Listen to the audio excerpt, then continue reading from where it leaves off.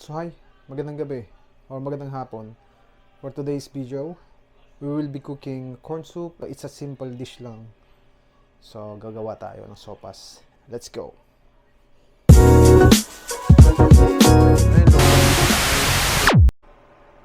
So ayun, let's start cooking na.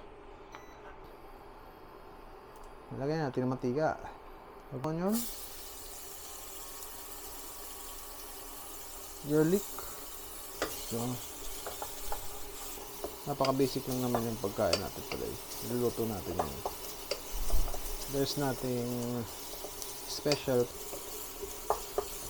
Next na natin is the crab meat. Mga madami-dami. Parang maliit yung lagayin natin para sa sopas.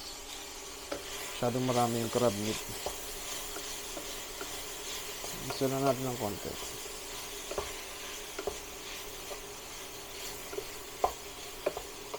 Para lumabas-labas yung amoy ng ating crab meat. Then, lagyan na natin itong cream corn. I'm using the Jolly or the Jolly Pure Goodness. So, ito yung ginagamit ko. Jolly. So, mga dalawa lang gagamitin natin.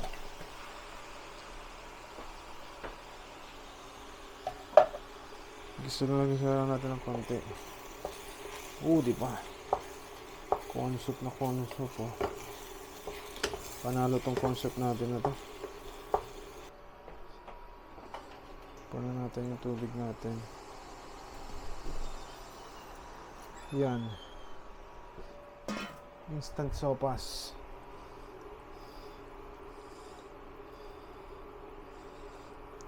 Dami ata ng laman ng corn soup natin.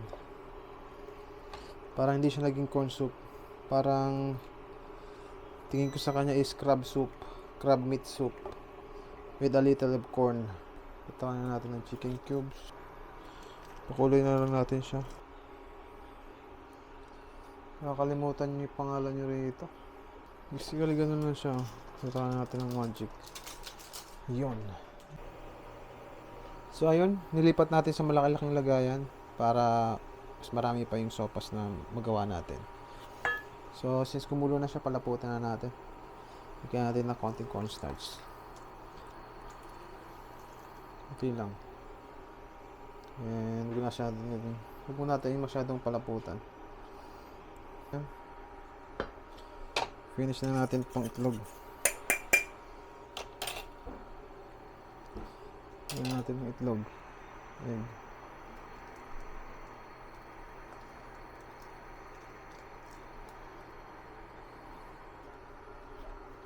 Lagyan natin ang itlog.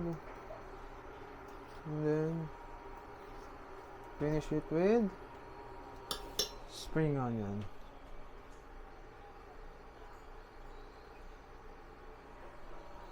Finish it with spring onion. Diba? Ha?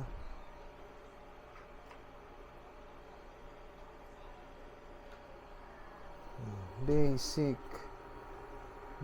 corn soup. Diba? Sarap. Nice. And so this is the finished product of our corn soup. Diba?